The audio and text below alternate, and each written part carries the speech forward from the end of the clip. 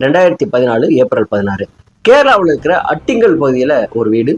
அந்த வீட்டில் இருக்கிற 58 வயதான விஜய அம்மா அப்படிங்கிற பெண் என்ன பண்ணுறாங்கன்னா, அவங்களுடைய மகன் லிஜிஸ்க்கு ஃபோன் பண்ணுறாங்க. தம்பி எங்கப்பா இருக்க அப்படின்னு.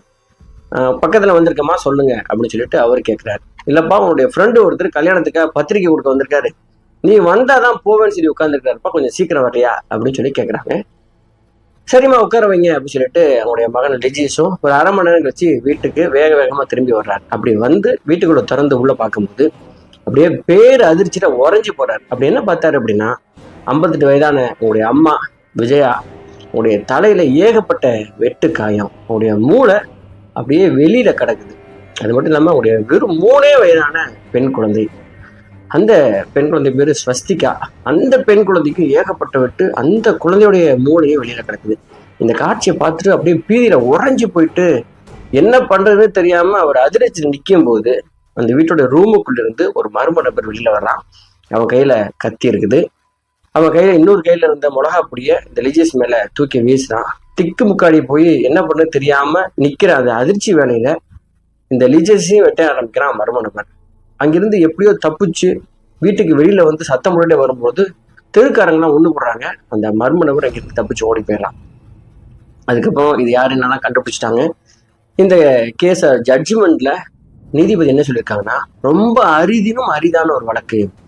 இந்த கொலை குற்றவாளி உயிர் வாழ்றதுக்கு தகுதியே இல்லாத ஒரு நபர் அப்படின்னு சொல்லியிருக்காங்க. அது மட்டும் இல்லாம அந்த கொலையாளி ஒரு சின்ன குழந்தைய கொன்னால, அந்த கொலையாளி பயன்படுத்தின கத்தி, அந்த கத்தி சைஸ் கூட இல்லை, எப்படி அந்த குழந்தைய இப்படி கொள்றது உனக்கு மனசு வந்துச்சுன்னு சொல்லி வேதனையை பதிவு பண்ணியிருக்காங்க நீதியரசர்.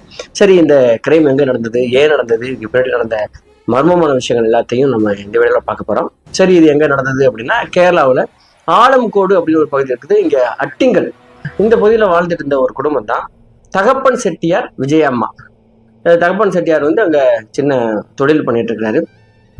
நல்ல ஒரு அழகான குடும்பம், பணத்துக்கும் பிரச்சனை குடும்பம். ஒரே பையன் லிஜிஸ். இந்த பையன் ஸ்கூல் காலேஜ் எல்லாம் முடிச்சுட்டு அங்கேயே ஒரு பிரைவேட் கம்பெனியில் ஒர்க் பண்ணிட்டு இருக்காரு.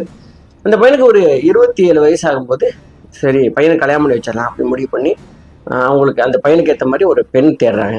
அப்படி அவங்க தேடினதுல தன் பையனுக்கு மேட்சிங்காக ஒரு ரொம்ப அழகான ஒரு பெண் கிடைச்சாங்க. அந்த பெண் பேர் தான் அனுசாந்தி.